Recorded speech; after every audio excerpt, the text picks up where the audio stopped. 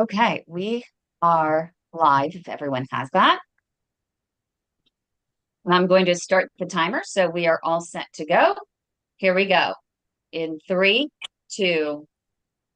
Hi, everyone, and welcome to the show. We have a special kind of flipping the heads on this type of broadcast because it's not going to be Dr. John and I really hosting per se. We have the daughter of a 90-year-old peripheral artery disease patient. Peripheral artery disease is the disease we talk a lot about here on the show. It's one of John and I's specialties, right? And it's where you have those blocked arteries in mainly the legs that could restrict blood flow to the foot. If you end up with a wound on your foot, it may not heal because nutrients, especially oxygen, can't make it down to heal that wound. And that's what's really happening to Deb's mom. We're really excited. She's going to start out and she's going to share a little bit of the story. And then we have a vascular surgeon, Dr. Christopher Stout, who is here. We have an interventional radiologist, Dr. Dan Simon, who's going to be here in a moment. And of course, interventional cardiologist, Dr. John Phillips. So all of the main specialties that typically treat PAD are here, and they're going to allow Dee to ask them any questions she might have. So it's really going to be a demonstration of how do you advocate for yourself and how do you advocate for the ones you love. What do you think, John? I'm number one. It's good to see your face. For those that are watching and those that are going to be listening, Kim got a haircut and her hair looks a little shorter. It's blonde. We all love it, and The first time in years. she's got vintage grandma's blouse. Angora sweater. Yep, on. Looking great. I am actually on location in Cambridge, Ohio. I'm working at our hospital there, helping cover because we're a little short-staffed.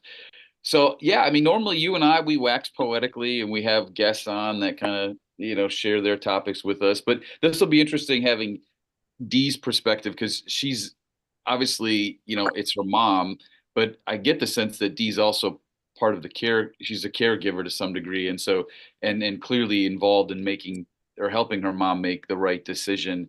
So these are always tough cases when we've got patients who are of the extreme age. I mean, 90 is, she's not a spring chicken, and as they say, there's 90 rings, on the tree trunk there. So we have to be careful, but also it sounds like mom's pretty active, and so I'm looking forward to having the conversation. We have Dr. Stout, who's going to be joining us, or who is joining us. So we're going to have a lot of perspectives. Hopefully, we'll have some fun. It is the week before Christmas, so I'm in a good mood. So let's do this. With all the bright lights and colors, like how could you not be in a good mood?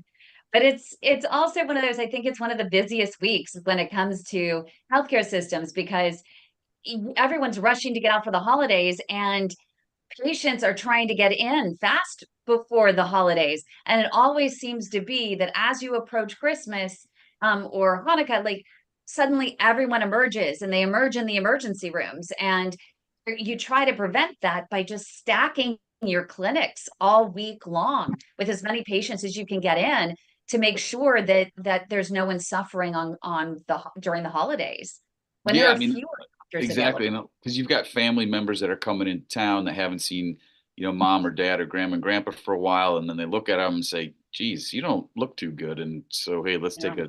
let's go to the hospital. I actually this morning did a little interview for our local, the Columbus TV station because they wanted to know about kind of like what events can happen from a cardiovascular standpoint during the holidays, and we did talk a little bit about travel and the development of DVT or PE for prolonged periods of immobility. We also kind of talked about we often sometimes see an uptick in cardiovascular events, heart attacks in the colder weather with snow and shoveling and all the Yep. vasodilatation, constriction, things like that. So there's a lot going on.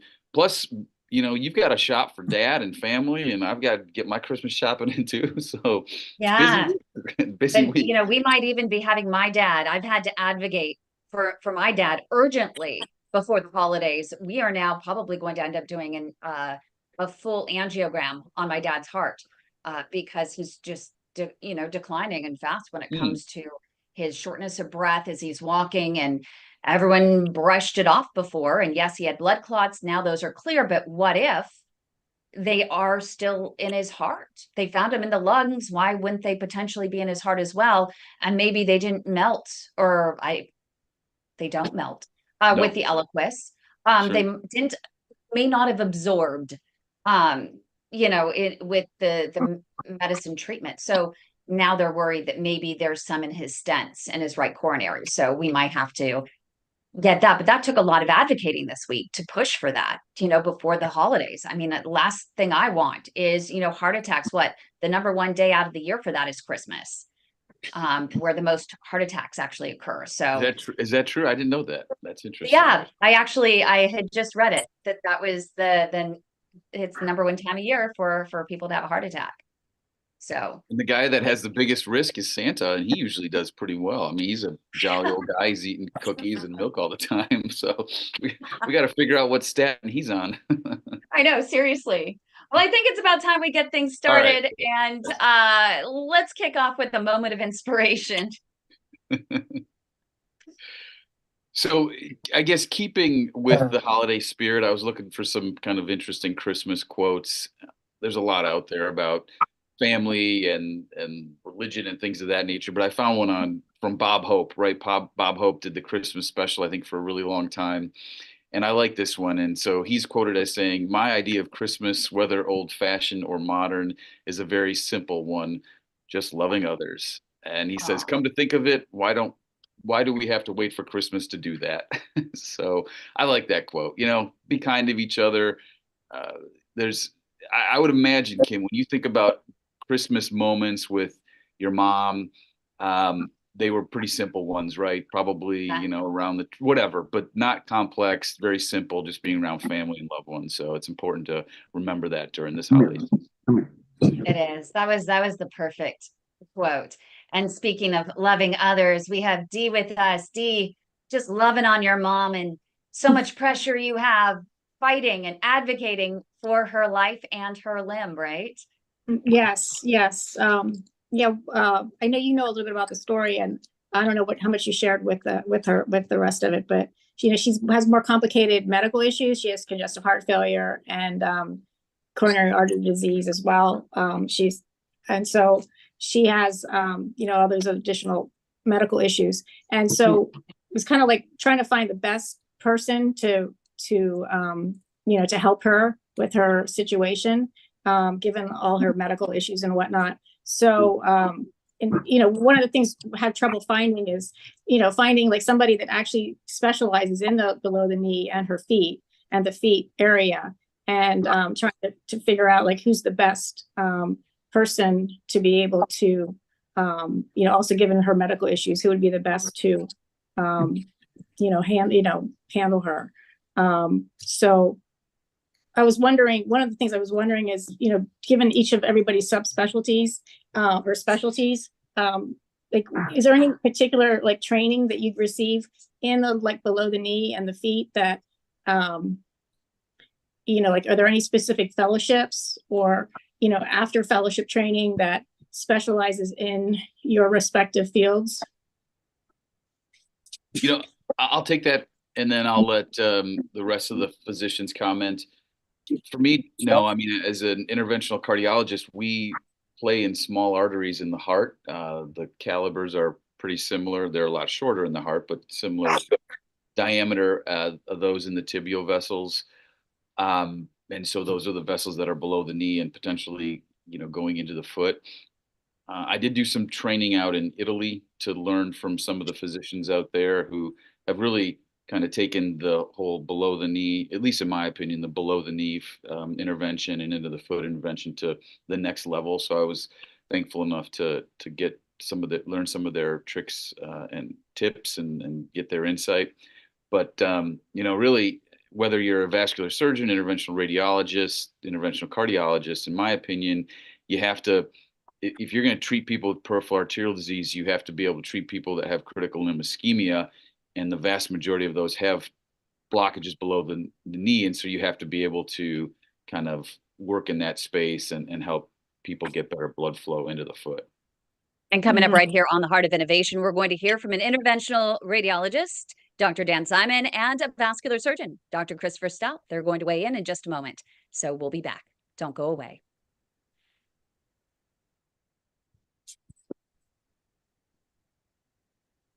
Let me just close the door really quick.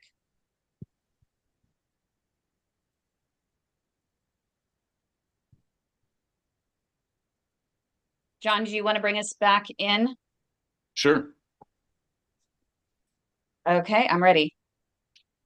3, 2, 1. Welcome back, everybody.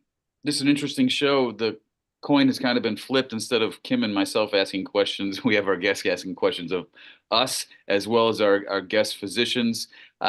So what I'm going to do right now is I kind of gave my little take, D, on my thoughts about working below the knee. Dr. Simon has joined us as well as Dr. Stout. Dr. Simon, pleasure to have you on the show. Give us a little bit of your insight with respect to Dee's question, please. Sure. So thank you for having me. And I apologize for joining late. So your question is a good one, and it could apply to anywhere in the country, which is, so who's the right individual, or what's the right training, or what's the right title for someone who can do sort of below the knee work? And the fact is, like, any of these people can do it, because the title is in fact not going to help you to the granular level of knowledge that you're looking, which is, so what is the experience level to work in these small tibial arteries? And certainly cardiologists are spectacular. They're all great, platforms, whether it's vascular surgery, interventional radiology, interventional cardiology. These are all potentially very well trained, skilled individuals. And so I don't think any training is necessarily going to eclipse any other by title. It's really, where does the operator choose to emphasize, and what's their skill level and how comfortable they are.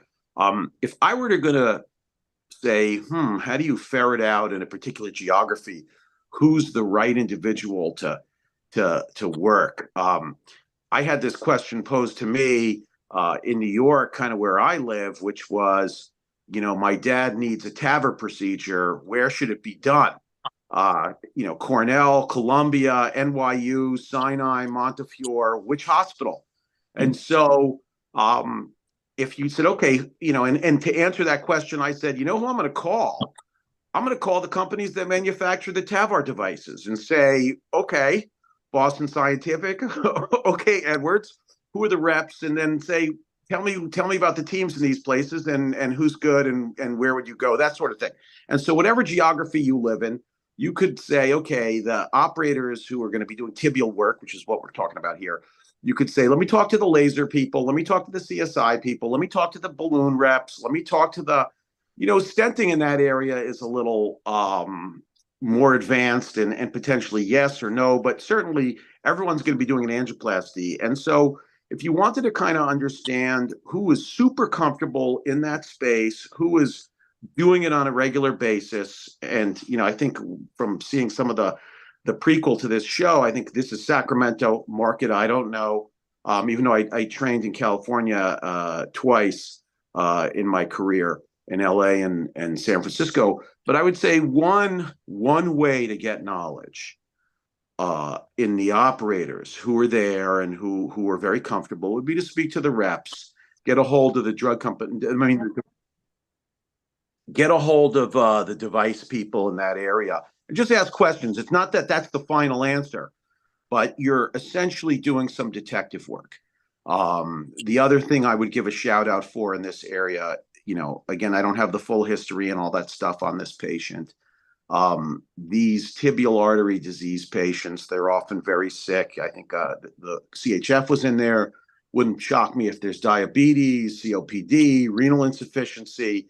There's chronic venous, right, chronic kidney. Yeah, there's quite a long list here. And so the other thing that we do a lot of, and I'm not saying it's a complete, it's a deal breaker.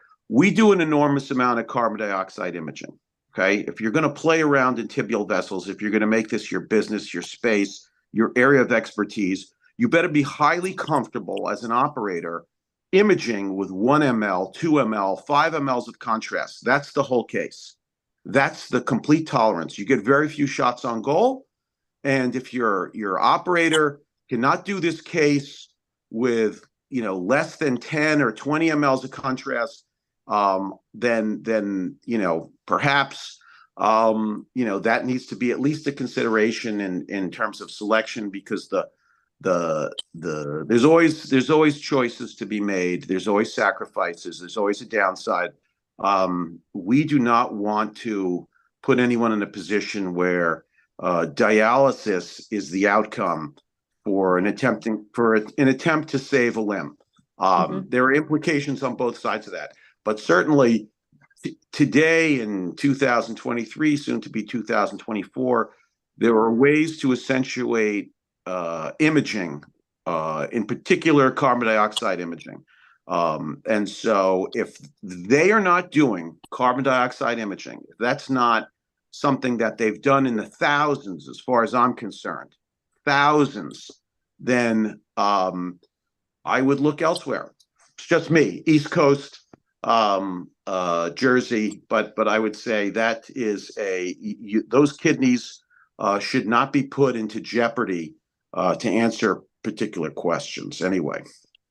Mm-hmm. So you're saying like 20 mLs would be the maximum to use for contrast dye?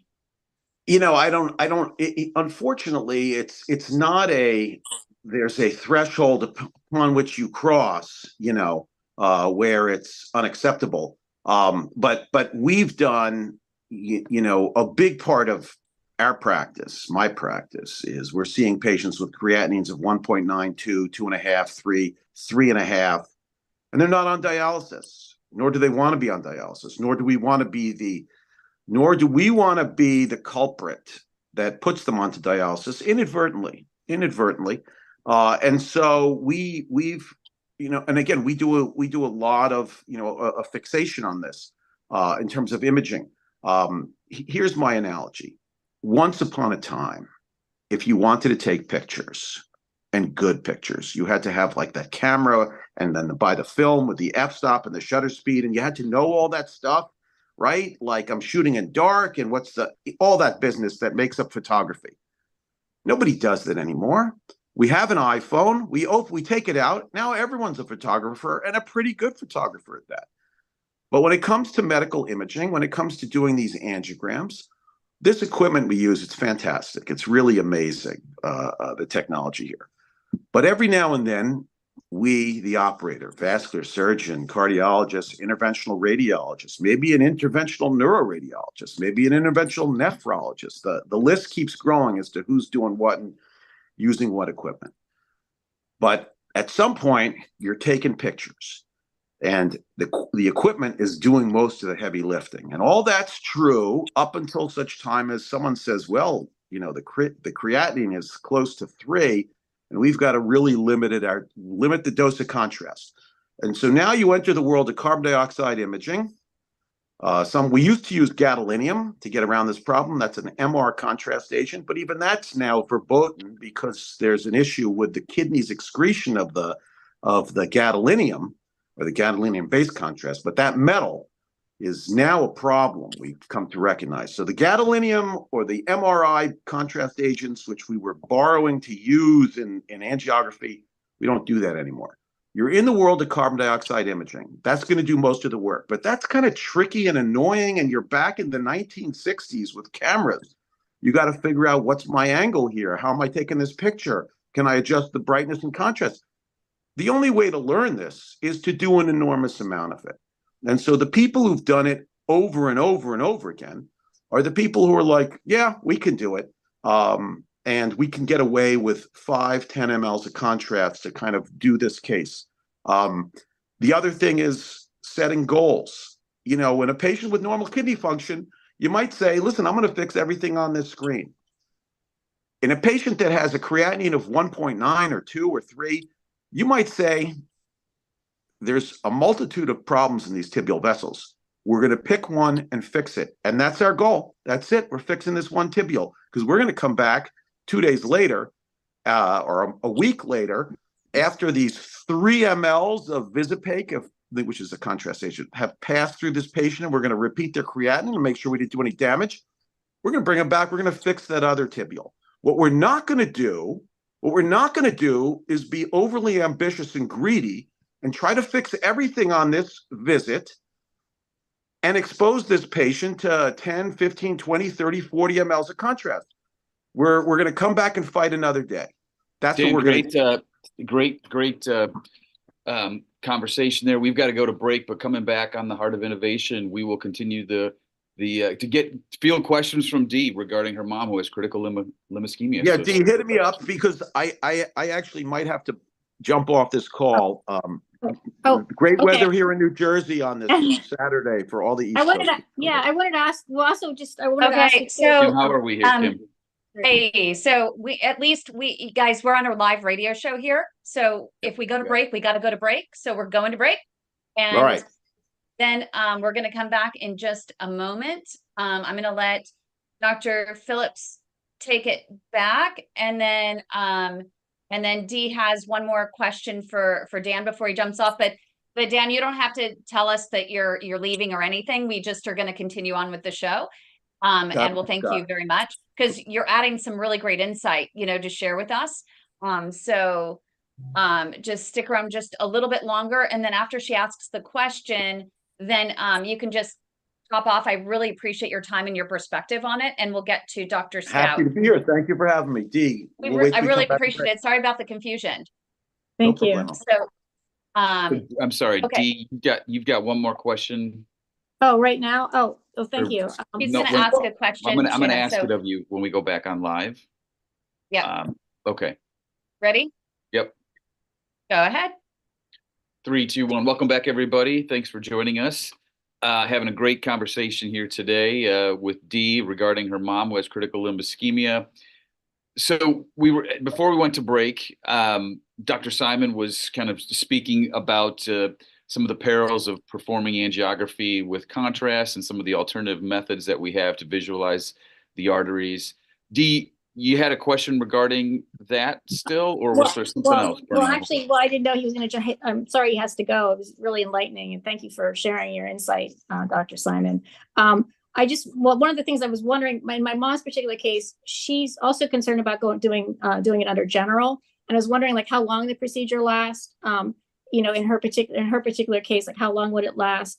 If there would be a chance of her going under general, and if she would have to do that, is there a way that she could specify before the procedure, like if it required that you could just not do the operation and not do the procedure? Is that something that's doable? And then also if my mom has really restless leg, like they jump. I don't know if it's a technical definition of restless leg, but she has like maybe some people have said myoclonus possibly, but I'm not sure if it's truly what it is, but she has spasms, and at night mostly. She just had a heart cath last July and she just did MAC, she just did Twilight for that and she was fine, when they did the pacemaker. She also had a heart cath last April and she was fine. She just had Versed and propofol, at the time. So she was fine for that, but I know they're in the legs and obviously that's a little bit more whatever. And is it going to be a longer procedure? Like how long would the procedure be? Is that possible to do that? And then the other thing I wanted to ask is from the office-based lab with my mom's medical conditions, would it be better for her to stay at a place where a hospital that she would stay overnight to be monitored because she does have CHF, she does have 100% blocked of her LAD and another one, you know what I mean? And there's a lot to unpack there. I'll put my 2 cents in and then let Dan comment on it. So the use of general anesthesia, I would say 99 of 100 cases I use just Twilight. For most folks, that's enough. There's not a lot of pain involved. Really, the rate limiting step, as you mentioned with the second part of your question, is the patient's ability to be still. With the heart catheterization, the legs can move, doesn't matter because the chest and torso is not moving. But if the patient can't keep their legs still, if they're fidgeting, well, we're taking images, the images get thrown off, they're blurry, we can't see. And so if I'm seeing a patient in the office and they're telling me I have a hard time keeping my legs still, and I'm moving around, it's not, and again, they're not trying to do that, they can't control it, then for me, we need some type of sedation to keep them kind of from moving. Obviously at 90 years old with other comorbidities, you have to be careful about general anesthesia, but possibly having an anesthesiologist there that can kind of help with a more aggressive anesthetic would be my recommendation. I don't have an office-based lab, but clearly, mom's pretty old and has some comorbidities, and so potentially maybe being in a place if something, where she would be needed to be monitored overnight might be a benefit. Mm-hmm. Yeah, I think John is very correct in saying, man, there's a lot to unpack in your question, and it's a great question. No, it's a great question. So I work in several office-based labs, and some we have anesthesia and some we don't. And this question of some of these things are largely, in a crazy way, just step back, medicine is the judicious practice of common sense. That's really what it is. Okay. Evidence-based, judicious, common sense. And so someone's going to move their legs, and that is actually going to degrade our imaging. And it's a real problem. And we face it all the time. And so, as crazy as may seem, and we balance this, why do we even care about anesthesia? What's the big deal? Why not just put everyone under anesthesia? It's because itself, the action of anesthesia carries particular risks. Again, there's no free lunch. And so we try not to use anesthesia, and we use Twilight, and Twilight kind of has different definitions. And I'll often introduce the team who's handling anesthesia as this is our bartender for the day here, and she knows how to mix these drinks, and you'll be happy, is often what I will say. But sometimes the best is nothing. We're going to give the patient nothing. There's two parts to this. The first part is the taking of the pictures, just building this map of, like, we understand there's a problem, but in fact, we don't really know the granular nature of what is blocked, open, not blocked, treatable, not treatable. We've really got to take pictures, and the better the picture, the more helpful, and the less movement, all the better. We actually have these Velcro straps, which we use to really immobilize the legs. And so we would much rather put several of those on and use nothing, and just work through the restless leg syndrome or the movement. And so very small doses of fentanyl, Versed, we used to actually use a drug called droperidol. It's an anti-nausea drug, but in fact, it is in the Haldol family, and it kind of actually just mellowed people out. Anyway, what the goal is, little movement, take pictures, and then work off those. It's hard to say just what you're telling me where your mom should have it done, because in fact, this is, again, such a regional focused personal preference. Like, one doctor saying, I can't do this case, is another person saying, we do 50 of these. This is no big deal at all. Okay. And so it really is, trying to ferret out from an operator, what your comfort level is. I think John's point is, you sit with a patient beforehand, and you kind of get some sense of just how possible or not possible. But even that, Norman Schwarzkopf said, no battle plan has ever survived an encounter with the enemy. And so you can, of course, come up with, from your meeting and your physical exam and everything, you got a sense of, okay, how this is going to go, except on the day you do the test, everything could go out the window. And in fact, we've seen patients where the first angio was horrible, absolutely horrible. And the next time they come, because we're not trying to fix everything at one time, it's fantastic. They're great. It's just an absolute pleasure. And the reverse is also true. Where they're spectacular on the first visit, and a week or 2 weeks later, it's a completely different person who's on that table, especially in a 90-year-old with CHF who's going to be in a slightly unfamiliar environment.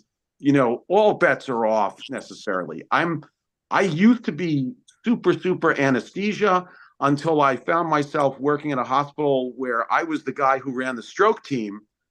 And often we would go up, I would call anesthesia and say, we have an active stroke. And they'll say, we'll be there in an hour. And I would often want to say, this train is leaving the station in the next 5 minutes, and you're either on it or not. I could care less. You want to show up? Fine. But we are not delaying, treating a stroke because you can't pull someone from a knee replacement or whatever. And so we've learned to work around anesthesia, but that's us. That's us, and in particular circumstances. And so it's very hard to give like a broad answer to your question, which is really just again, it's sort of a common sense question. Like, my mom's 90. Is she spending the night? Typically, we don't admit patients. We don't have anesthesia, and we're able to do this all outpatient. Typically, Right. it doesn't mean your Right. mom's going to fall in that box. Right. Thank Well, my you mom so had, much, my mom was Doctor. doing Hold on one moment. hyperdiagnostic, and she had like a We're pulmonary. going to have to go to break, Deb. response. Dee, we're going to have to go to break. So if you can hold that question, and thank you so much, Dan, for being here as well. Dr. Dan Simon out of New Jersey, interventional radiologist. We appreciate you. We're going to come back with Heart of Innovation and Vascular Surgeon Dr. Christopher Stout. So stay with us. Guys, thank you so much. Thank you, doctor. Thank you. Mahalo aloha, everyone. Okay. So we're going to bring in Deb. Sorry, we just have to watch our time. And we go to that was an 8-minute segment. So now we're going to go back to a we can go a little bit longer on this one. It was 9 minutes actually, but we'll go for another 9 minutes on, or 10 minutes on this one. Dr. Christopher Stout, are you ready?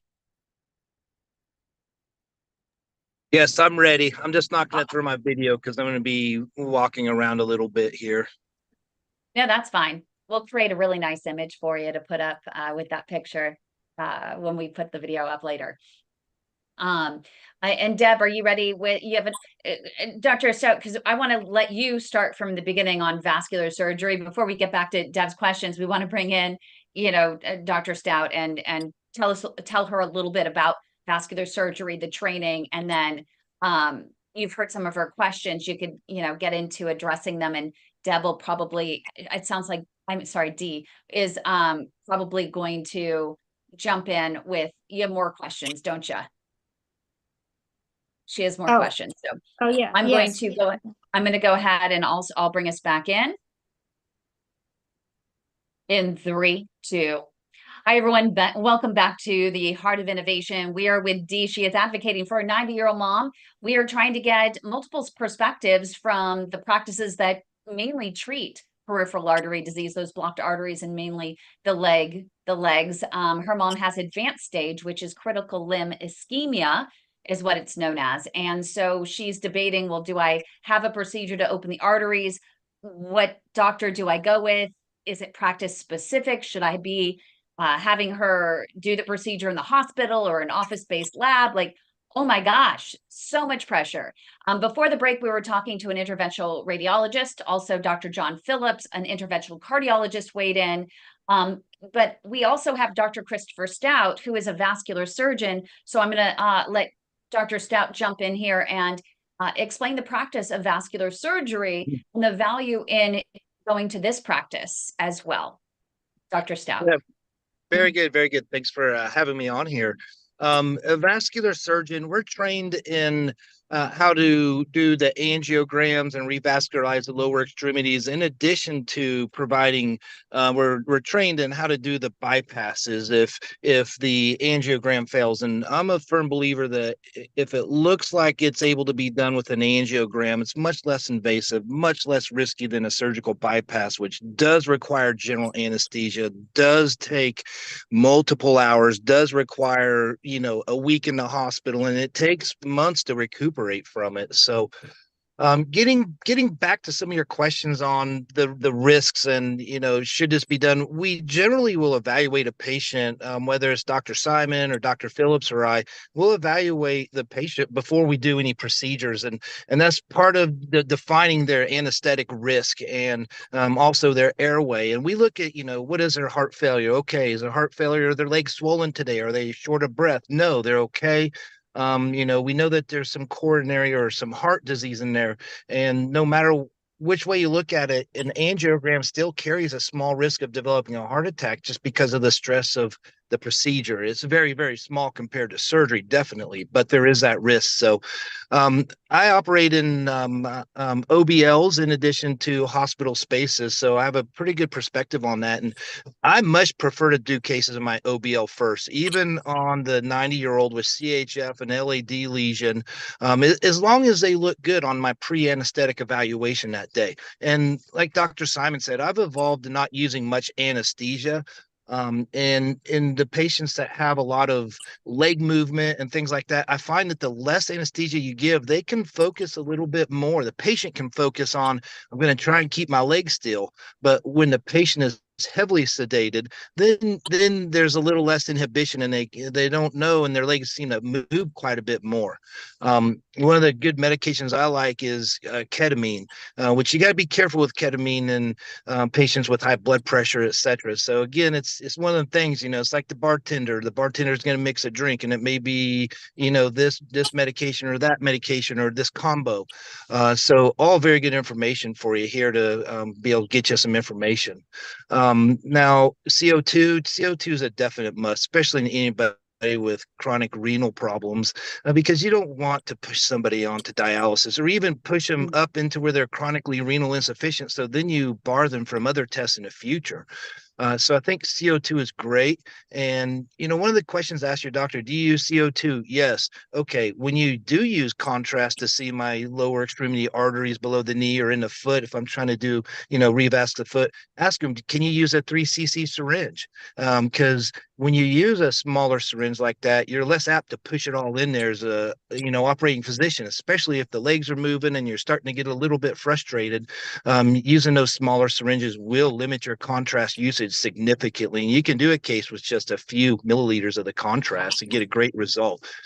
So I agree with what everybody is saying so far. And I think that, find a doctor that will give you minimal anesthesia, and it's your preference and their evaluation of whether it's an OBL or a hospital. But think about what exactly is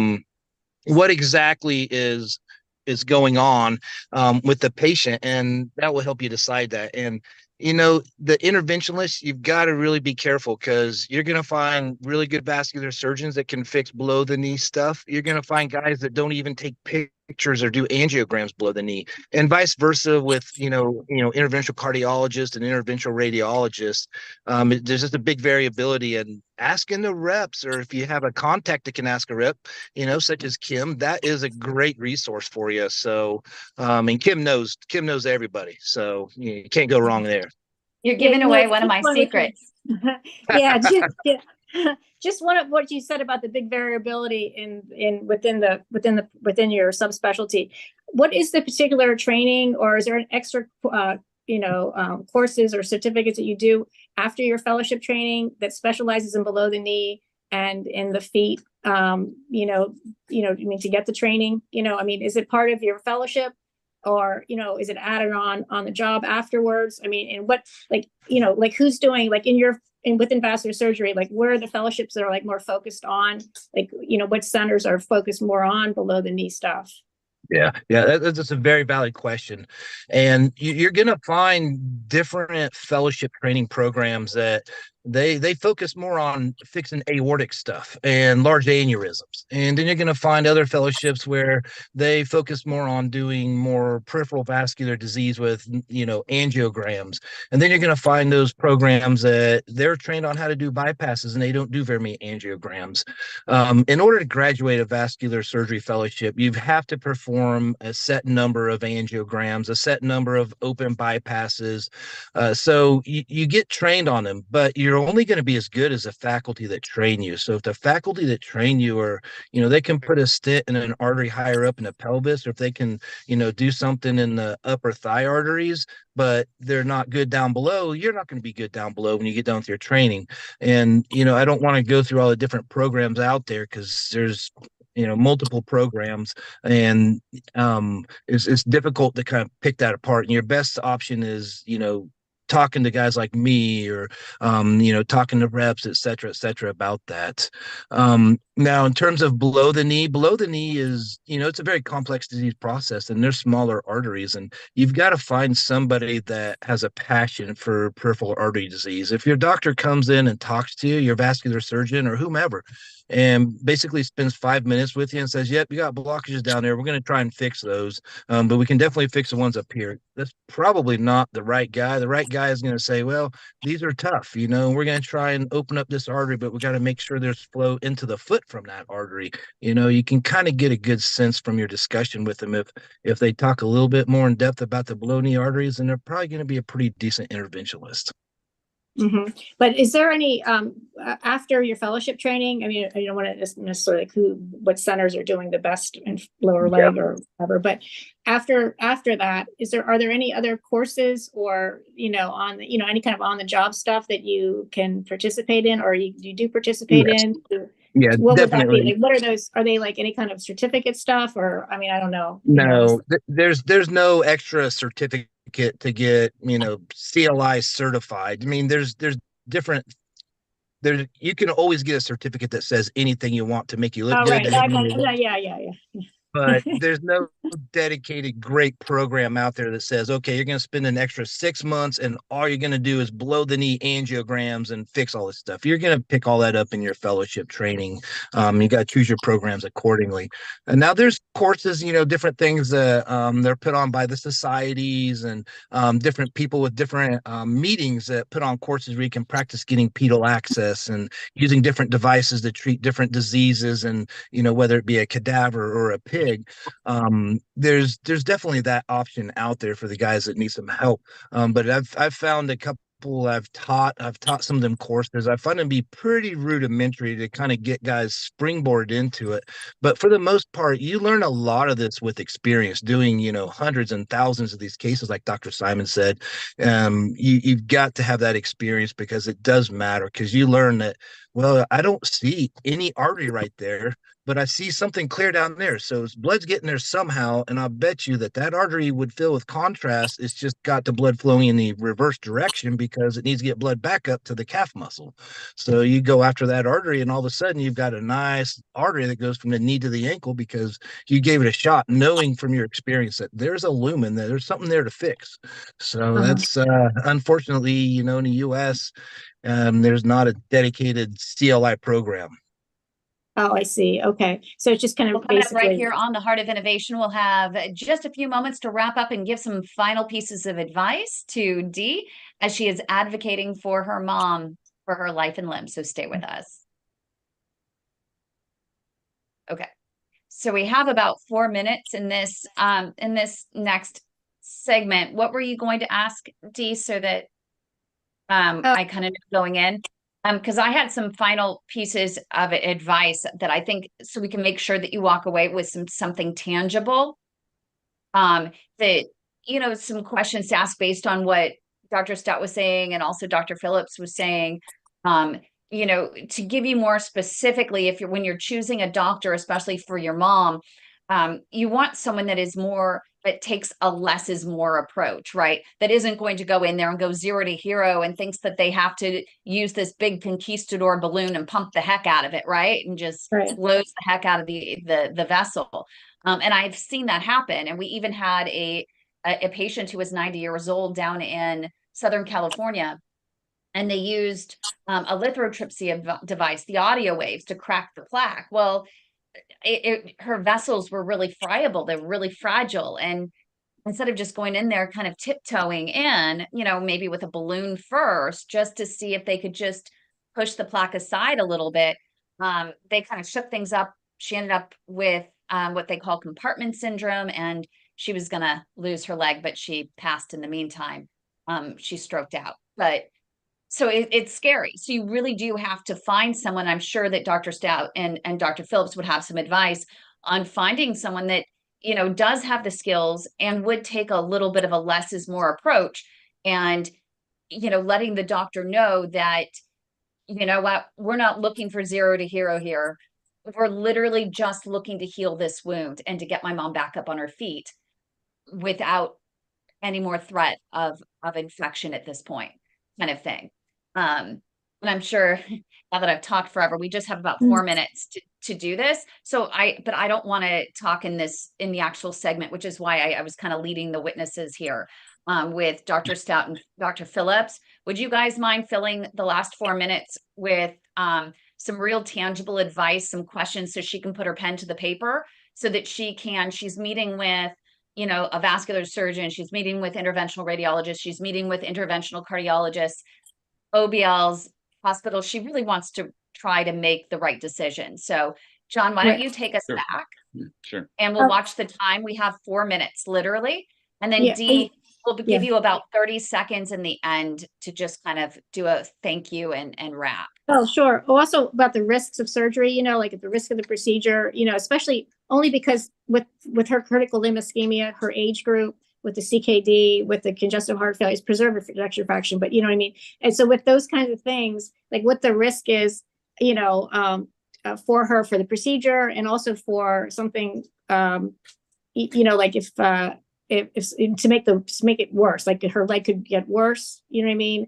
And then not only that, but like, could she have an adverse event with the CHF, like an exacerbated CHF episode, that kind of thing, or something. She brings up a really good point, because you both saw her foot, and maybe they've only been able to do the ultrasound because they didn't want to expose her to additional contrast in a CT angiogram prior to. So they figured they would go in, all the doctors figured they would go in, do a diagnostic angiogram, and if there was something, they could go in there and treat it. But based on what you guys are seeing, maybe there's some other advice. Is there a wait and see approach? What are the indications that she really needs to go through with this and do an angiogram versus just seeing if it'll heal on its own? But anyway, go ahead. I'll shut up now. Okay. We have 4 minutes. All right. 3, 2, 1. Welcome back, everybody. So we're wrapping up our show. Been very insightful. We've had the privilege of hearing from Dee, who's taking care of her mom who has critical limb ischemia, and Dr. Simon and Dr. Stout have kind of weighed in. With the 4 minutes left, my 2 minutes of sense are, when you're looking for a proceduralist to help your mom, there's a couple of questions that you want to ask, in my opinion. And one of them is, do you do this procedure? Like, how many do you do? I have patients ask me how many patients I treat with critical limb ischemia, and I know the numbers. They ask me, what are the risks? And I sit down and kind of talk to them about the risks. Well, there could be a bleeding complication. There could be a multitude of things, and your mom's 90, so the risks do go up a little bit. But in general, the way I approach a patient who has critical limb ischemia, where they are staring down potentially a major amputation, and I might be able to help them, the likelihood of me killing your mom is very, very low. The likelihood of me having your mom go into renal failure from contrast is very, very low. The complication rate, I would say maybe 2 to 3% of a major complication. But the beauty of the procedure that we do from an endovascular approach is we can try, and even if we're not successful up that artery, we're probably not going to make her worse. And so I am very aggressive in patients, regardless of their age, if they're an appropriate candidate for an intervention. But you've got to go into that initial visit with your physician, whoever it's going to be, a surgeon, interventionalist, ask some pointing questions. What's your volume? What are your outcomes? I've never had a patient ask me, can I talk to another patient? But I mean, there's a lot of folks out there that dabble in the space, and then there are, I think, a little bit less that are actually truly CLI kind of interventionalists, and you want to find somebody that's a true CLI interventionalist. Right. Well, what if it depends? Like, if they would say, the outcomes depend, because people have present with varying, degrees of comorbidities, and it's going to be dependent on that, or what is the, it's going to be variable. In my opinion, it's pretty standard. I mean, so you look for, we have to put a tube in at some point to get access into our artery. So there could be a complication from there. But again, I quote patients a less than 3% risk of a major complication. Most of my patients go home the same day. So you can do it in an office, as we had talked about, or you can do it in the hospital. But there always is some risk involved. But again, you'll get a sense as to what that physician's comfort level is with the procedure, the more you kind of discuss the process of the procedure itself. And if they're not doing a lot of these, then you want to find a doctor that does a lot of them. Right. But a lot of times, I mean, it's kind of like putting on the spot too, like, to ask somebody that, and then also, if they just say they do a lot of them, I mean, if you try to quantify it, I mean, it's going to be like, oh, well, a lot, it's going to flip off the answer, I think that you're going to find. What's that? dropped out. If the physician gets upset that you're asking the question, walk out, number one. If the physician kind of hems and haws about it, walk out. If the physician looks and goes, oh, don't worry, we've done plenty of these. You can get a good idea of being and trusting that physician.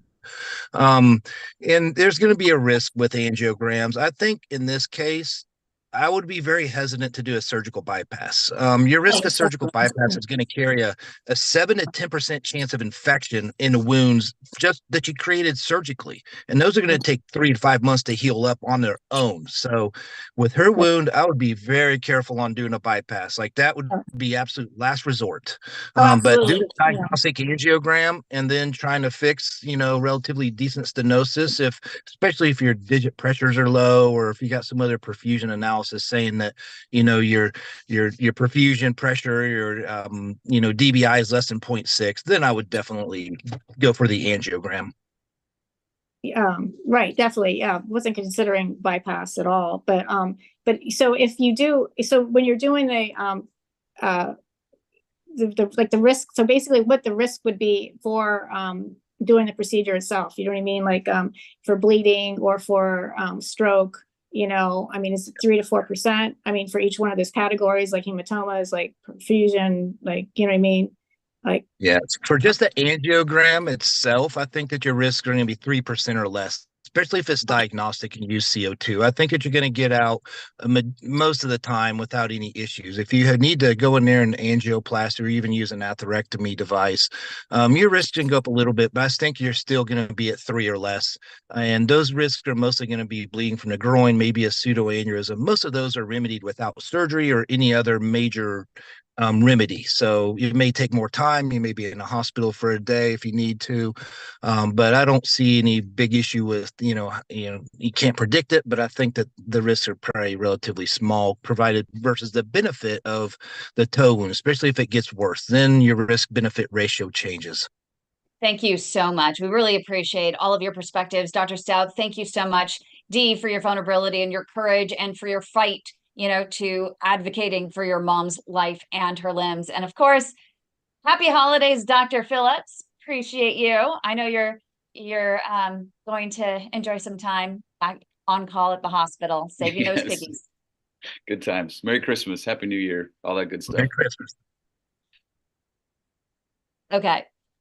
So sorry, Dee, I had to mute you because I really needed to jump into it. You can unmute if you want. We're going to jump in. We have our second show right now. Dr. Stout, you're always welcome to join. We're talking about in our next show. I know you're busy, but we're talking about what everyone's thankful for. We have some folks here that want to thank their doctors for saving their piggies. And then what we're looking for in 2024.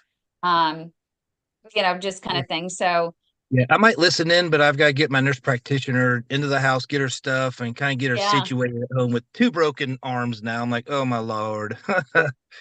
I'm good so luck sorry. with that, Give her Chris. big hugs. Tell her. Thanks. Tell her she doesn't know us, but we're giving her big, warm, healing hugs and energy.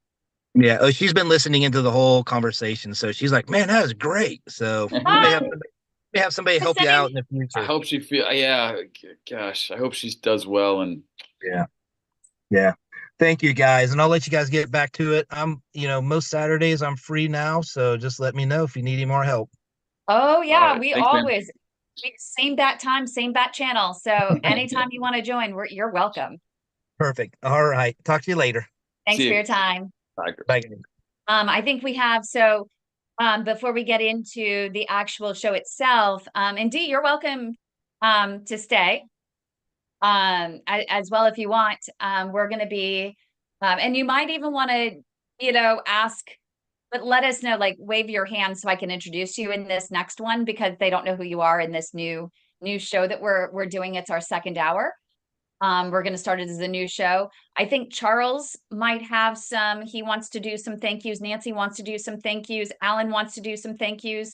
Douglas wants to do thank yous. Marcia, did you want to jump in for thank yous? And Carol? Is that a yeah or no?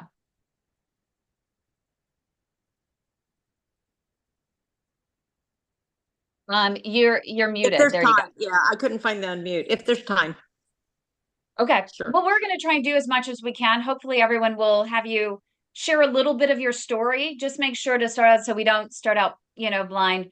We want to make sure to share a little bit of your story so that we can, and maybe John or I might ask you a few more questions about your experience, and we can get into, just a little bit more. So it's not just, oh, thanks, doc, thanks, doc, thanks, doc.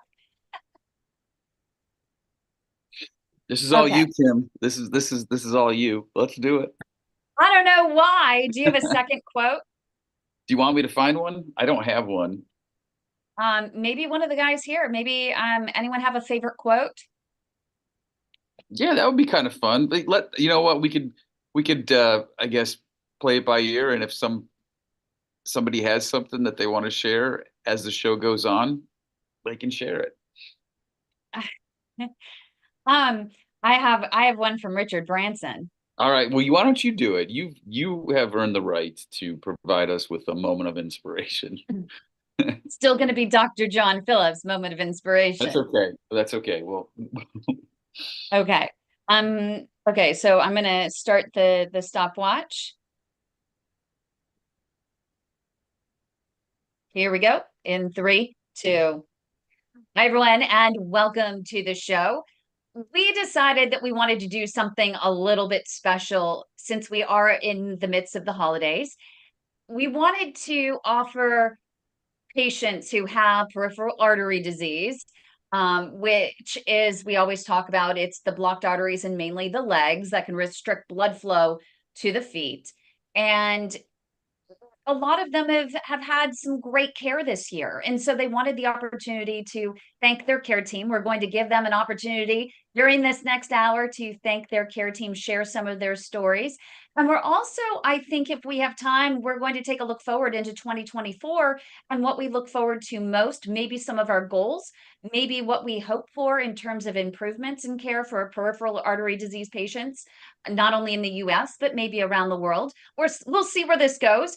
But John, I think that you're willing to give up the reins for this moment of inspiration, which listen, you're going to. But before we do the moment of inspiration from Miss Kim, I do want to say, because I think this show is about patients.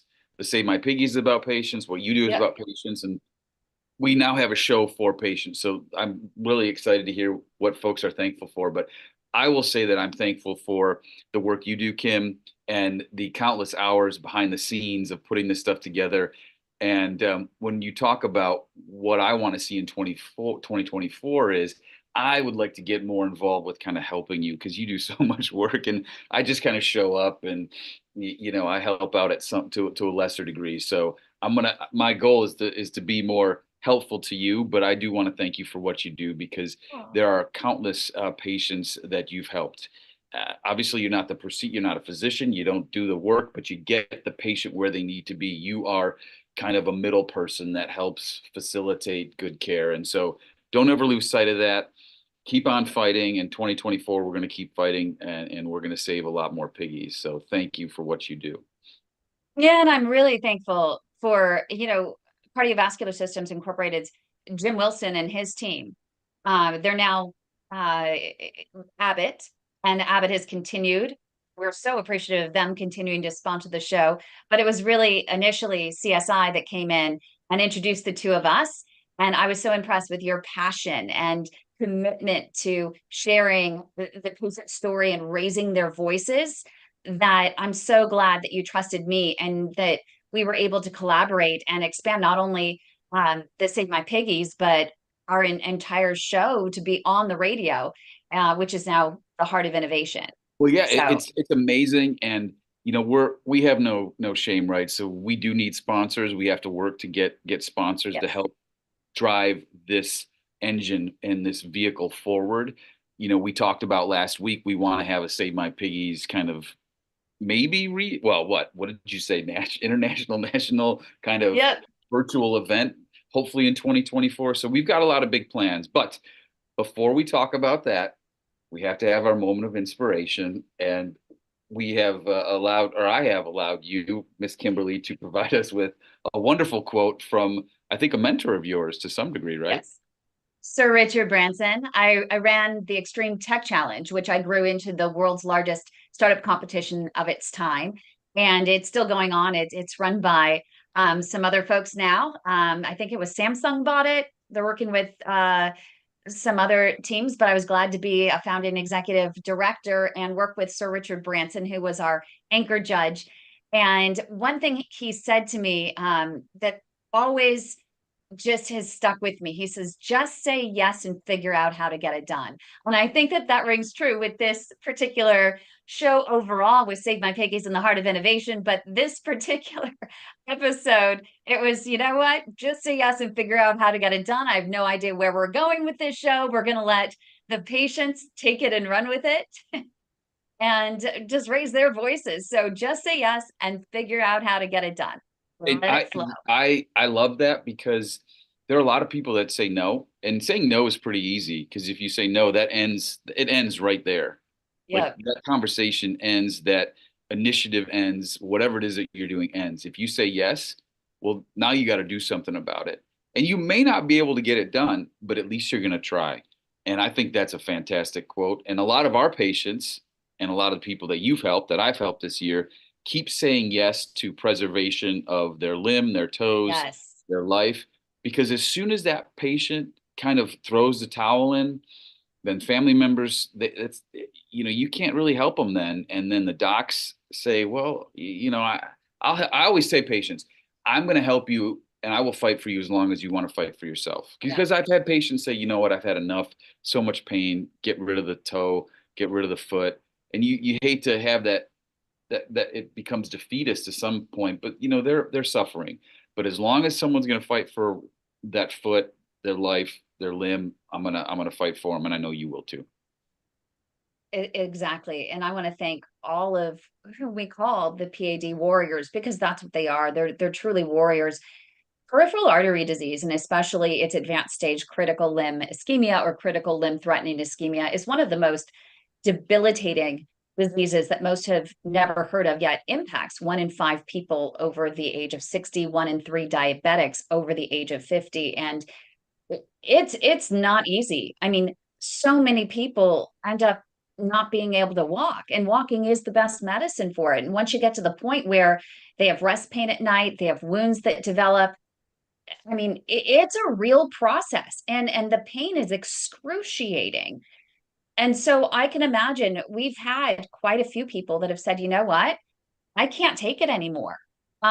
Legendary Harlem Globetrotter Larry Shorty Coleman, who's been on this show quite a number of times, said, you know what, I got to the hospital this one day and I just told the doctor, I can't deal with it anymore. I can't imagine that even any procedure at this point is going to get rid of this pain. I just can't fathom it. And so he's like, just take it. Why delay the inevitable? And I think it's one thing for a patient to say that, but another thing for a doctor. I don't like it when a doctor says to one of our patients, hey, you're going to lose your leg at some point anyway, so why delay the inevitable? That really bothers me. Well, I'll just say this. I saw a gentleman who a year ago, it's September of 2022, and the beauty of this story is this guy at the time was 85 years old. He had multiple interventions to his lower extremities. He had coronary disease. He was seen by his interventional radiologist, who, great guy, but said, I'm in over my head a little bit with respect to his PAD. Can you help me? And so we did an angiogram. We kind of looked at it and said, wow, you got a lot of blockages, sir. I'm not sure at present, we didn't need to do anything because he was just having pain when he walked. He didn't have any critical limb ischemia. Actually, after the procedure, he started having chest pain. So then I had to do a heart catheterization on him, and we had to fix the blocked artery in his heart. And then he developed blockages, or more blockages in his legs. And we couldn't save the left leg. So he ended up needing an amputation. He got a below the knee amputation at the age of 85 years old. Now, that's sometimes a death sentence for someone who's 65. But he said to me, he's like, you know what, doc, I'm going to get a prosthesis and I'm going to walk.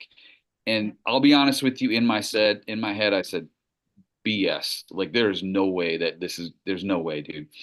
So anyway, he gets the amputation. Well, then he develops blockage on the other side, and I open the other side up for him. Fast forward to I saw him last week. He had his amputation. He has now the stump is healed. He has a prosthesis, okay, that he is walking on at 86 years old. And the Wow. leg we worked on, he lost a toe, but that is everything's still kind of intact there. So you got a guy who's 86 years old. If he can do this at 86, 85, get a major amputation, get a prosthesis, anybody can do this. And so that I wanted to bring that up because it was so motivating to me that you just scratch your head like this guy is unstoppable. And that's why, even if we develop, we've been talking a lot in the industry about creating more specific standards. Standards are one thing. We do need to, beef up these standards, make them more specific, but there still has to be room for the conversation with the patient. That the supervising physician has to be able to, have the conversation and provide that unique treatment for that unique presentation of disease and that unique personality, right? And I think that Mhm. that's really important. There still needs to be that opening for the conversation with the patient. Well, right, because at the end of the day, like we've talked about before, you're kind of a coach. I'm a coach. The patient is the player, the quarterback, whatever. They've got to execute the play. We can help them along. You do it your way, I do it my way, but they have to be on board. And the we did we did a show earlier about how do you ask your doctor the appropriate questions regarding a potential procedure, and a lot of times physicians don't necessarily like to be questioned about, well, how many of these have you done? What are your outcomes? What do you use? What do you don't use? And and Yep. and a lot of the questions are appropriate, some maybe not so much, but you need to find a physician that's willing to be open and say, you know what, maybe I'm not the right person for this, but I can get you to so and so who can, or I do a lot of these and we'll take good care of you type deal. So the patient absolutely has to be involved. I agree. Well, coming up right here on the Heart of Innovation, we have our live studio audience that is waiting to share their experiences and their thank yous to their care teams. So we're going to get right to that in a moment. Stay with us right here on the Heart of Innovation. Okay. But I think the first, most perfect, I want to start with Alan because actually it's interesting because he does have an amputation. So it'd be interesting to get his perspective, and we'll get Nancy, then we'll bring you in after that, if that's okay. Yep. And I don't know where Charles is. I haven't seen him or heard him yet. But I can text him in the meantime. And Marcia. I'm here. I'm here. Oh, Charles, you're there? Yes. Hello, hello. Hello. So we'll get to you as well, okay? Okay. Charles has the Golden Gate Bridge as his background. I know. Yeah. I think he's celebrating me. I'm just kidding. Okay. So I'll let you take it back. Do you want to jump right into our first To Alan? Sure. story? Okay. I'll start the watch when you're ready. 3, 2, 1. Welcome back, everybody. Today is, well, it's going to be, I think, our final show of the year, or pretty dang close to it. But in doing that, we wanted to say thank you to each other and thank you to our patients. And our patients wanted to say thank you to their doctors. And we've got several folks on the line. We're going to start with Alan. Alan, thanks for joining us. You've had an amputation. Is that correct? Yes, And, sir. but you're still thankful for your physicians who have been helping you out, right? Well, Doc, I wouldn't have any legs right now if it wasn't for you guys. I still got 7/8 of a right leg left. I've also got no toes, but I'm getting around on a walker. I was just cleared for a prosthetic. I saw my vascular care of me for the last 15 years, and with Kim's help, Dr. Mustafa, Dr. Saab, Dr. Matasari, and fantastic podiatrist, and a fantastic orthopedic surgeon. I just recently broke the stump, and it's healed, and I'm ready for a prosthetic. But all these docs played an integral role in getting me to where I am now. And without them, I, again, wouldn't have any legs. I found Kim at just barely the right time, where my critical ischemia had gone so far south and became such a difficult case that doctors, they really didn't want to touch me. And even at the bigger university hospitals, they just shook their heads. And so I had some docs that took me on and turned it around. And my Dr. Newman and Tattersall locally have taken care of me again for 15 years. And Dr. Newman got to see her on her last day before she retired. And she gave me a fist bump and a hug. And we got to where she wanted to see me. And I'm just grateful to all of you guys. And as you, John, have probably said to yourself before, why do I get into this? Always tell your doctors thank you. Always. Because it gives them a little bit more insight and courage to keep going, because it is a thankless job at times.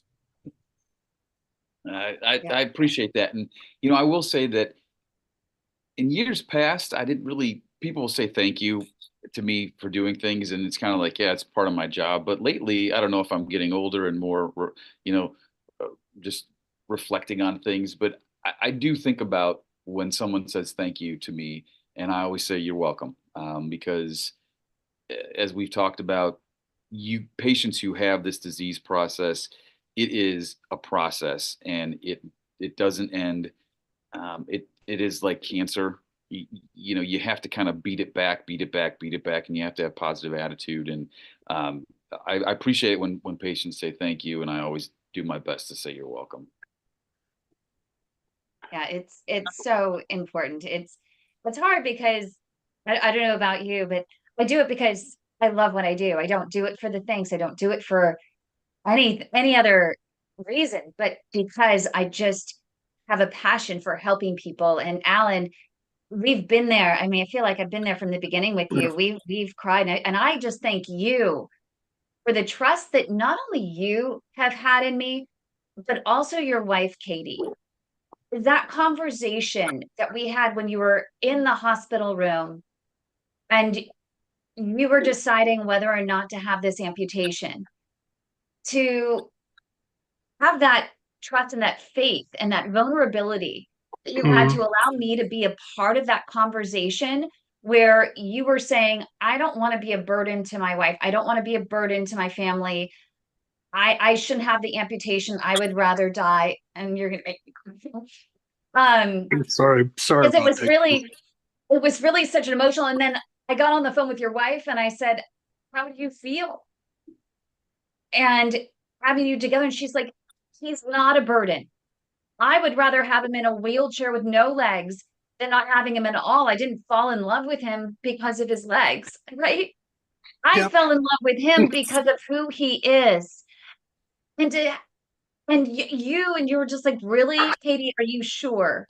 And she said, yes. And you said, okay, I'm going through with this. I will keep fighting.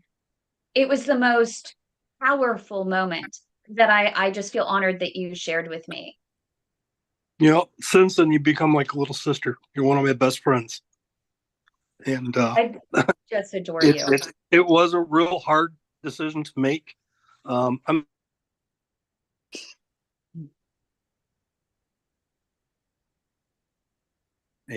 going to walk again here in the next few months. Yes, you are. I'm very determined. It won't stop. And John, not if I'm only, ever in the Columbus area, because I travel the Ohio area a lot, and I have a problem, you better be there. So I'll have somebody give you a call. All right. Yeah. I got a network. I'd love to see you. I'd love to see you. and Alan, what was that catalyst for you? Was it the amputation? Because you really took life by the reins at that point, and you got your A1C down. I mean, I am It was so 13.7 in the hospital up there. I've got it at 6. So I'm doing well. My creatine's better. I've had several setbacks, osteomyelitis. They revamped it again, and I fell and broke the stump in September. And I was, I get to that point, and then it's huge. You feel a huge letdown. but then you just get back up. And I think a big part of that was Katie. I mean, that and 5 grandchildren. It was just, I think the thing with the being a burden was my father had a stroke when I was 13 years old.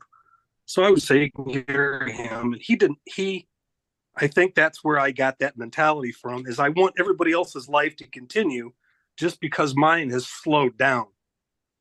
And, but after her saying that in the hospital and hearing it, that gave me the fortitude to go forward. Yeah.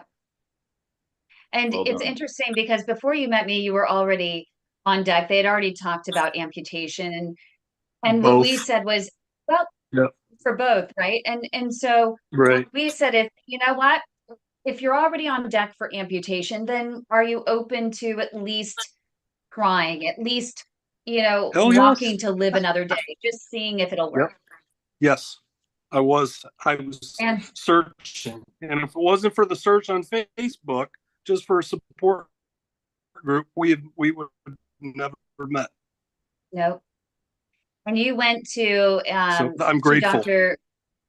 You went to Dr. Mustafa, you went to Dr. Saab, and First. they at least tried. But what you probably are really thankful for, even with them, is that you trusted them to at least try, and you Sure. trusted them to know when to say when, and they knew when to say Yep. when, and they helped you make that transition back over to Dr. Mataseri over in Chicago, and Correct. he worked I with the had, vascular surgery team. Right. They both worked on me for a total. I was in working within a week and a half of time. I had developed gangrene on my toes, on my right foot.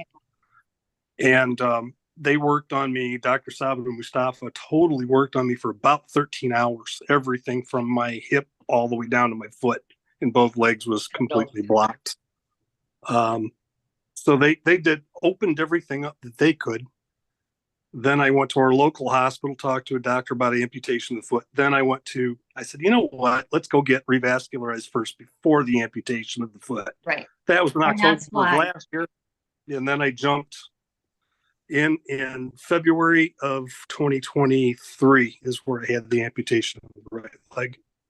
Yeah, but it's good. With Dr. The good Matasari part again. was they opened up as much as they could to the Yep. point where they could minimize, the amount of amputation that was necessary. And that became the goal, because Society for Vascular Surgery and American Heart Association guidelines suggest an attempt should be made to restore inline flow prior to any amputation. And that's really what they were doing, was just trying to minimize it. And I really appreciate your bravery through the entire process, your courage. And I'm so excited in 2024 to see you back on your foot and your Yep. prosthetic foot, and getting out and taking more steps to better health, right? Yes, ma'am. Thank you so much, Alan. We really appreciate you. You're amazing. Thank you also for being vulnerable. And I think that your story will inspire others. And coming up right here on the Heart of Innovation, we'll hear the amazing, inspiring stories from some other PAD warriors. You don't want to miss it, so stay with us. Okay. All right. So thank you so much, Alan. You're We want to welcome, get to, Kim. I think, Nancy and then Charles. Yep, got it. Okay, we're in segment 3. John, you want to take us back in? Nancy was on the show before. That's right. Hi, Nancy. How are you? I'm good. How are you? I'm well. You ready to thank somebody for us? Yes. Yeah, I think before she talked to us. I think we did the carotid story with it. I think it was with Dr. Aaron Armstrong was with us. So, Yeah. Okay, go ahead when you're ready, Doctor. 3, 2, 1. Welcome back, everybody. Today is a show about thank yous. Kim said earlier, we don't ask for thank yous. We do it because we love to treat patients and help patients. It's nice to get a thank you. We appreciate them, but we don't need them. However, we've got plenty of guests, patient guests, who want to thank their physicians. And Nancy, you have a special thank you for your physician. Is that right, in 2023? Yes. I do. And first of all, I would like to thank him. Thank God I found this group. I'll never forget the day I learned about them because I was so ignorant of everything and terrified. And I want to thank you too, also, Dr. Phillips, because you always are smiling and you put me at ease. I get nervous doing this.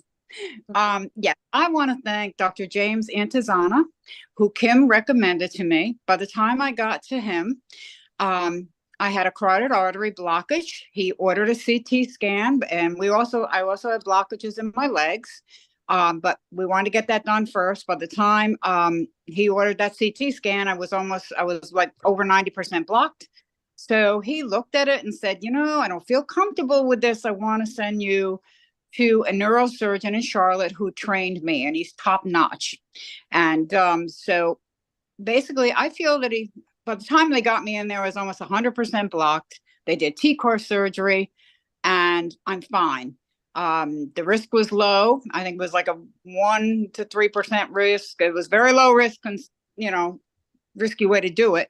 And from there, I went back to Dr. Andazana. He did an angioplasty, angiogram in September, put a stent in my left leg, my left thigh. I am now walking 8 to 10,000 steps a day. Going to start taking yoga, little weightlifting. I feel great. I have no pain in either leg. I do have a blockage in my right leg. We're going to be looking at that next, but I have no pain. And I just want to thank Dr. Antizana. He's been fantastic. And I'm got my A1C down. I'm pre-diabetic numbers right now. I'm doing everything I can. I have a lot to be thankful for this year. My 4 grandchildren are so happy, that I'm doing so well. So I want to thank everybody, and Kim is fantastic. She's been there for me with my crazy questions and every step of the way. So I really appreciate it. I love the fact that you're such an advocate for yourself as well. It's been a pleasure. And, we've talked about it before. If you're not having pain, I guarantee you that it's good to keep an eye on that blockage. Good to know it's there. But if you're walking 8 to 10,000 steps a day, keep walking 8 to 10,000 steps a day. And it doesn't matter whether the blockage is there or not. It shows that your body, if you're pain-free, your body is likely building its own natural bypass with every step you take. So you may never, ever even need a procedure. Walking is truly the best medicine. Yes. Well, I'm going to go back to see Dr. Antizana, and he's going to start monitoring me every month. And we do Zoom calls, and he is 4 hours away, but I have an appointment in May, and we'll go from there.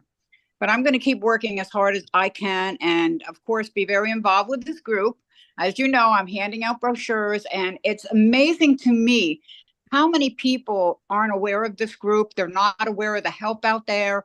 Every doctor, every PA, endocrinologist PA, cardiologist PA, they love the brochures.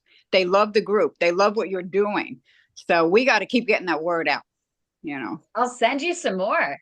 It was great. She asked me to send her these brochures. And whose office did you brought them to your primary care office, I think? Primary care, my cardiologist PA, my endocrinologist PA, some of the radiologists or the ultrasound people that I'm going to, everybody's so excited about these brochures and saying, I've got so many patients with PAD, and they don't even know about your group. And so I'm glad to get the word out, and I'm going to keep pushing that, getting that word out to everybody. So it's helped me so much, Kim.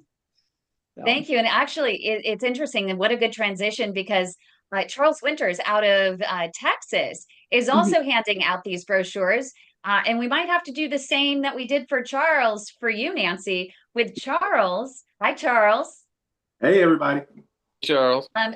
Charles, he shared his story. He wanted to put his picture and his story on the front of the brochure. So instead of our iconic PADDY, Patty, our little heart person, we ended up putting Charles on there with his family, and a personal letter to anyone who reads the brochure. And then on the inside, of course, it talks about PAD and what it is, and treatment options, etc. Okay. But I'm game. So maybe we do the same for you. That sounds good. I'll put a couple of grandchildren next to me. That I have a granddaughter who expects me to live to be 90. So yes, she's very happy that I'm getting through all this, or great support. My family's been fantastic, but yeah. I love it. Well, we look forward to in 2024 for you to continue Yes. taking those steps to better health. And I want to see a record 15,000 steps one day. I got 14,000 the other day. So. Oh, fantastic. So you're almost there. Dang, that's Yes. awesome. And no I mean, pain, best part. So that is the best part. And John, I mean, seriously, that's music to any vascular specialist ears, isn't it? Especially with PAD. Yes. Yeah, you know, honestly, I was just reading this structured exercise program, you know, with a 6-minute walk.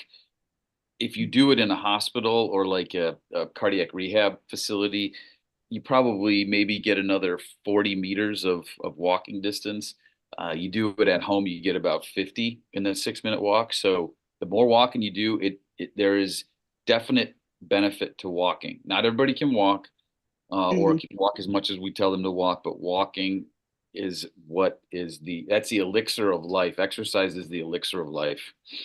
Yes. And yeah, I'm addicted to it now. And it also is good for my head.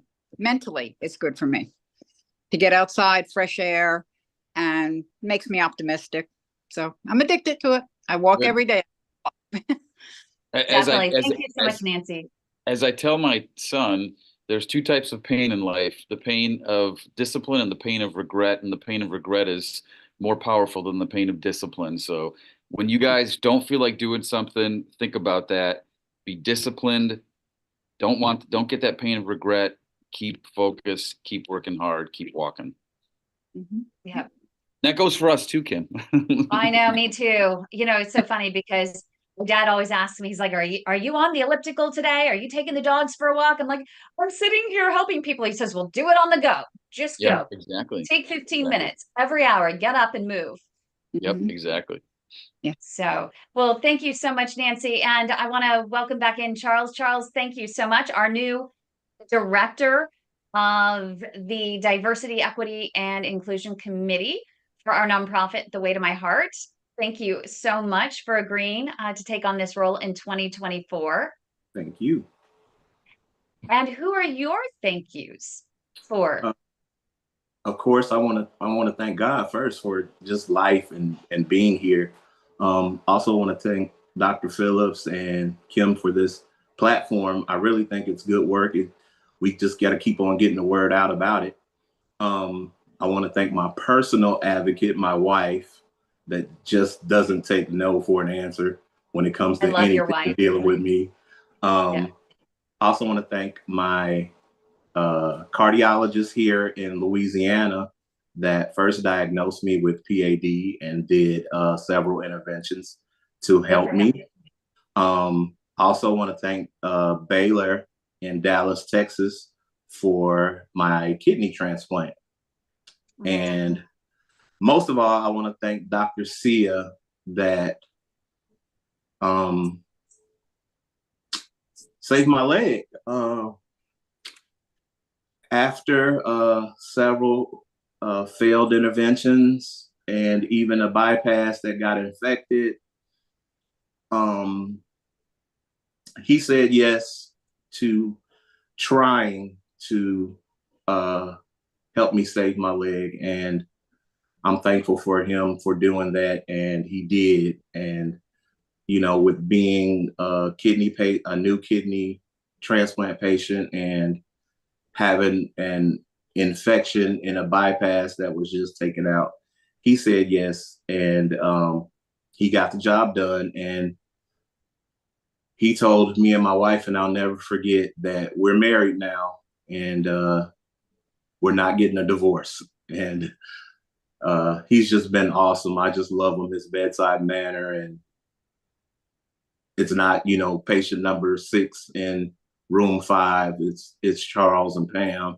And I love that about him. So Coming up right here on the Heart of Innovation, we're going to hear more of your story and your thank yous. So stay with us. Okay. Because I wanted to comment on that, which it's so amazing. So do you mind if I take it back in? What are we on? We're on, this is the 3rd segment? Isn't this 4? I don't know. Because I think we did. Is this? It is 4, because you and I spent, wait. Yeah, because it was Okay, so this is it the was fourth segment. I can't really fourth count. segment. This is the fourth segment. Yeah, because I have a question for Charles. I need Charles's help, so I need to ask him a question too. Okay, But do you take it want to back. take us back in? I was just going to comment just that in the last procedure, it was really interesting that he called, but it doesn't even matter. Are you sure? Yeah, no, it's fine. It Okay. was just, I'll just say this off the air just because it was amazing in the last procedure. And I was texting Dr. Sia, and he cares so much about Charles and Pam, Charles' wife. And he was like, Kim, I'm going to give them my all.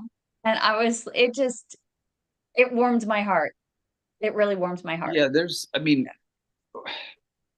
we as physicians want to, you do the best for every patient, but I think there are just some patients that it becomes different, Yeah. and it's an often like a family type. I don't know how to explain it, and it sounds like between Dr. C and Charles, it might be a little different. It might be one of those different stories, Yeah. which is great. But yeah. So we'll do that, and then Carol, are you? Oh, we'll get to. I promised Marcia first, and then because I don't remember if I heard from Carol if she wants to do it or not. Okay. I know she's listening in, but I don't know if she wants to speak. So- So we'll go to Marcia after you ask Charles, then Sure. throw to Marcia. Perfect. Okay, so Ready? I'm going to go ahead and start timing. Excellent. 3, 2, 1. Welcome back, everybody. We're continuing our show about thank yous. And Charles, you were thankful for a lot of things, particularly your local physician there, Dr. Sia. But Charles, I have a question for you because I was thinking about this today. Last night, I read an article about PAD and the disparity of PAD between ethnicity and gender and things of that nature. So I was thinking to myself, how can I give back to my community? And I want to figure out how to get involved in the African American population because people with African Americans have twice the likelihood of PAD than those of their white counterparts. But I don't see a lot of African American patients. So I'm going to ask you, because I know you're now the chair or, you've got a big title here for diversity, but I'm going to put you on the spot. What can you say to a guy like me who wants to get involved in his community and really reach out to African Americans and those that are not appropriately represented to help prevent peripheral arterial disease? I coming from my perspective as a kidney patient, I didn't even know that I was at risk. So I would start with dialysis centers because, especially in my area, a lot of the people you see are African Americans, and then a lot of people that you see there have an amputation. And I think if we started some kind of program to start early checks for PAD, I think it would help in our community. Working with another group that brings a bus that has ABI capabilities and things like that, and they go to marginalized communities. I think if we could get those kind of programs in a larger scale across the poverty-stricken areas, I think we could get the word out, and we can stop amputating so much. Kim? And what about, just in terms of your culture, do you have a message to other African Americans to not just settle for amputation, to get that second opinion? Just because someone has a title and a white coat doesn't mean that they have the only option for you. Well, you said it, that just because it comes from a white coat doesn't mean that that's the absolute end of it. And I'm a living witness of it. I was a night's sleep away from having my leg amputated. I mean, the OR was booked and everything. And Pam just was like, no, this ain't it. And so reaching out to you and Dr. Eves, and we found Dr. Sia, and he said yes. So a second opinion, a third opinion. And I will say this, even if the doctor doesn't particularly like you asking for a second opinion, because the doctor that did the bypass, he wasn't excited about us asking for a second opinion.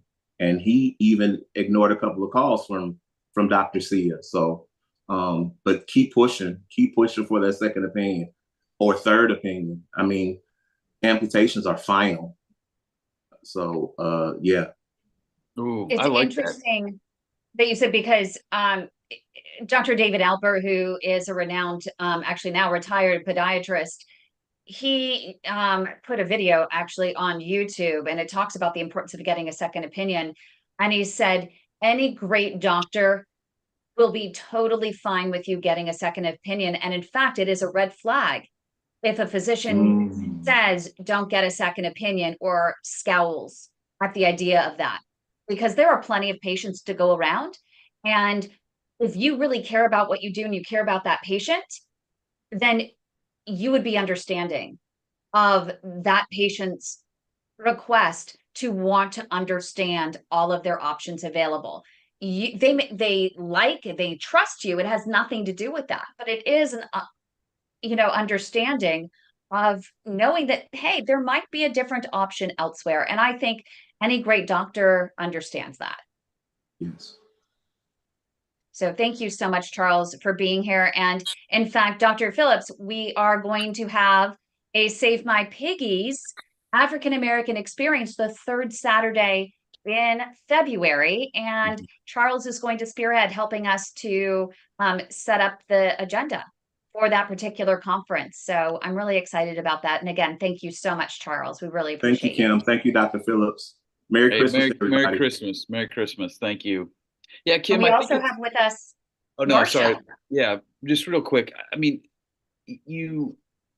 what you've done here, the ability just to kind of get people in a forum where they're comfortable sharing their stories, they're vulnerable. I saw some tears a little bit there from this one. So again, I hate to harp on it, but I don't hate to harp on it. This is a fantastic venue for patients, and again, we got to keep working. So for 2024, because we're running out of time, 2024, we got to get some sponsors. So if you're listening out there, industry people, help us out. Yeah, it's really important because we want to continue to raise the voices. I mean, I feel so blessed to have some of the most amazing humans on this planet as part of our network. Charles and Nancy and Marcia and Alan and Carol and Kim and everyone in our studio audience, and Douglas and Dee, who spoke in last week's show. I mean, you mean the world to all of us, and we appreciate you. And on that note, we want to bring in Marcia. Marcia is here with us in our live studio audience, I think every single week, helping to inspire us and contribute, sharing her insight, asking lots of questions. Marcia, who are you thankful for? We're thankful for you. Well, thank you. Well, as Charles said, I'm thankful for God, number one. I'm thankful that my brand new primary care doctor knew right off the bat that I had PAD. So, I mean, without that, I wouldn't have, it would have delayed things. And then right after that, I went searching and I found you, and you have been a godsend. So thank you. You and Dr. Phillips, both of you, for what you do. But I know you put in the hours with us, without a doctor's salary. So I really do appreciate everything that you've done. You've gone to my appointments with me. You've been in the operating room with me, or the cath lab with me. So I'm very thankful, and I'm thankful for Dr. Coral down at Christ Hospital. He's been, and his whole staff. They're just amazing.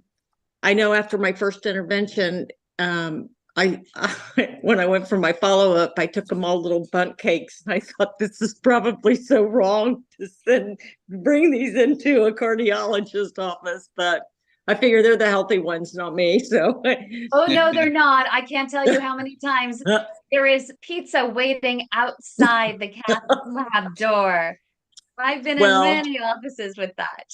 They loved them, and it was just a way I could say thank you, and maybe they would remember that they were appreciated, but maybe also remember me the next time I called, and so I'm thankful for them. And I'm thankful for a good vascular surgeon who said I didn't need vascular surgery, because probably a lot of doctors would have just gone ahead and done it. As I listened to everybody say who they were thankful for, my family's all gone now, they're deceased. But, they've played such a big role in this. And they're not even here, because I grew up with a handicapped brother. And they kind of taught us, I had another sibling, there were 3 of us total, but they taught my sister and I kind of not to feel sorry for ourselves and get up and go and do what you can do, and how lucky we were. And I think I've unconsciously relied on that to, you have to get out and walk, don't sit around and feel sorry for yourself. And, you can't have those potato chips, even though you want them, you need to, it's just been a motivator. And so my family, who aren't even here, have instilled probably a lot in me that I didn't even realize. Grit. And I'm thankful for that. And I'm thankful today I've already done over 12,000 steps. Hey. And with hardly any pain. And it's an education, because some days I struggle to get 5. But when I get in the habit of going, they're easier to come by. So, and I'm thankful for this group. So many of the other people, VJ, I don't know if she ever watches this, but she's a goer and a doer and a hiker. And I hate the cold, but because of her, I'm pushing myself. And it hasn't been too cold here yet, but colder than I like it. I'm pushing myself to get out there in the wintertime and to not let it be an excuse. So there's a lot of motivation in this group. So I'm thankful for a lot. Thank you so much, Marcia. And coming up right here on the Heart of Innovation, we have 1 more, maybe 2 more stories and thank yous. So stay with us. You don't want to miss out. That was beautiful. Thank you so much. And so I think Douglas is here, because I haven't heard from Carol. Douglas, are you there? There he is. You want to unmute?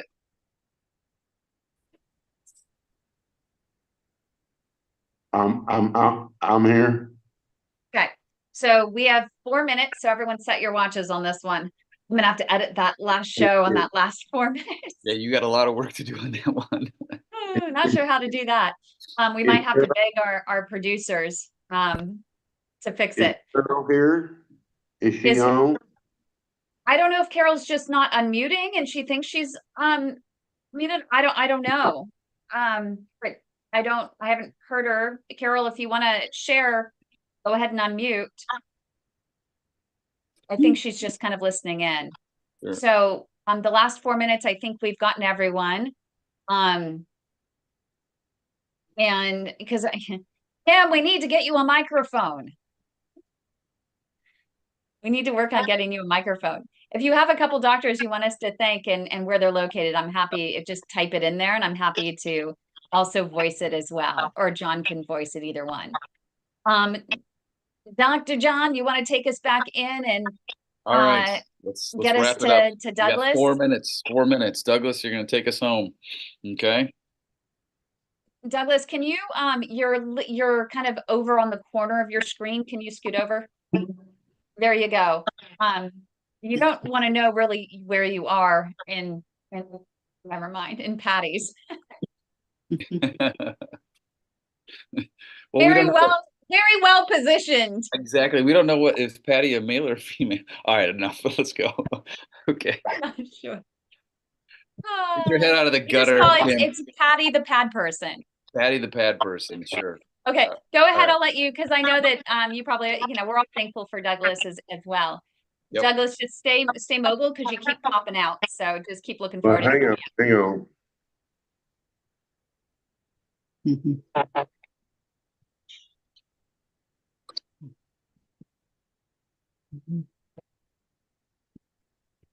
There you go. Okay. Ready? 3, 2, 1. Welcome back, everybody. We are rounding third for our show of thank yous. And who better to finish the show with than Douglas, our stalwart, and the guy who's all like Marcia, always on the show, rain or shine, ordering French fries or not ordering French fries while we're live. To his credit, they weren't for him. Right, exactly. Sure, yeah, sure. You Douglas, missed the show where he had the potato chips when we were having a healthy cooking show. oh, that's right. No, wasn't I on for that one? I think you'd left by that point. Oh, did I leave by that point? Okay. Well, we only got 3 minutes left. So, Douglas, who are you thankful for? Well, first I want to say, Mr. Phillips, Dr. Phillips, we really do appreciate you, because being a father and all you go through, being a doctor and soccer and all the stuff that you go through, to take time out and be with us and share with us, it really is very much appreciated. And the second, I would like first and foremost to thank everybody in this group. Everybody, every single one of you is an inspiration of hope, courage, and strength with every step that you take. Alan keeps me going. Marcia keeps me going every time I stop at the grocery store, making sure I don't want to have to listen to her complain about my chips.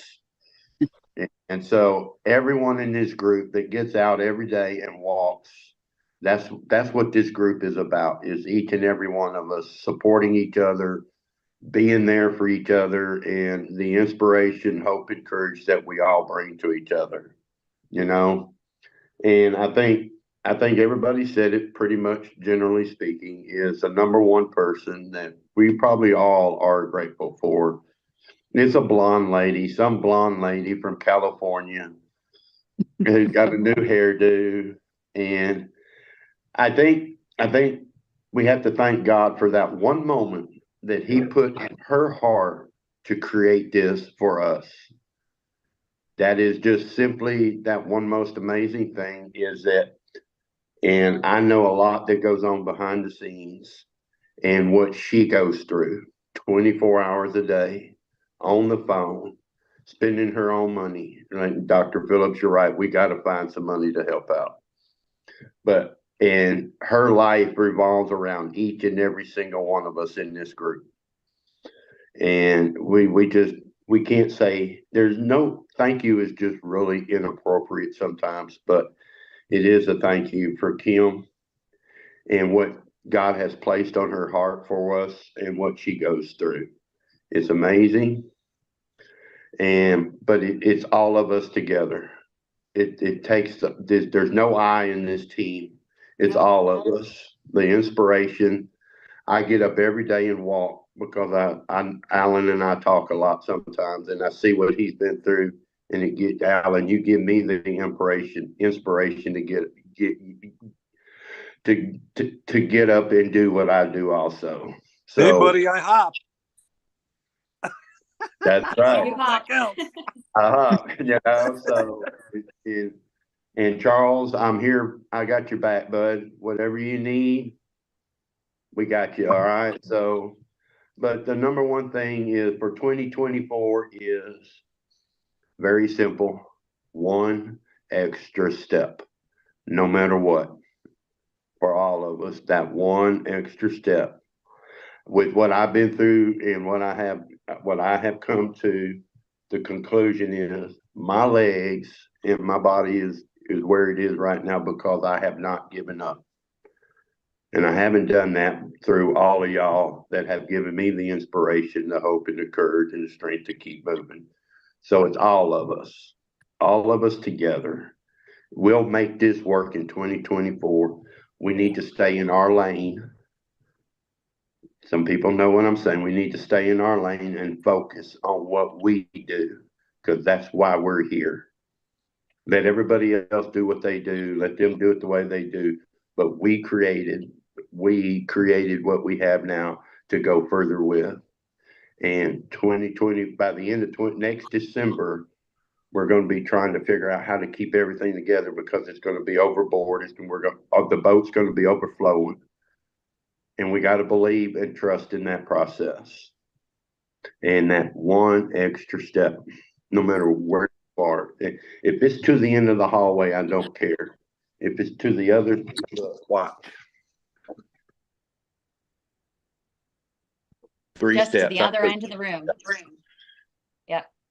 Thank you 6 so much, steps. Douglas. That's 6 steps that I had not had taken before. And even though it's just 6 steps, it counts. Yeah. Like he said, mentally and physically. So thank you, Douglas. And we're so appreciative of you and your inspiration every day. You're here every single week. In the live studio audience, you inspire everyone every day with every step that you take as well to improve your health. So thank you so much for all you do for everyone. And John, of course, I'm so thankful for you. 2020, cheers to 2024. If I had a glass of wine, or here's some old coffee. Cheers. Mine too. I wanted to say holidays, thanks, everyone. Thanks, Kim. Thank you so much. Thanks for being the ultimate patient advocate. Of course.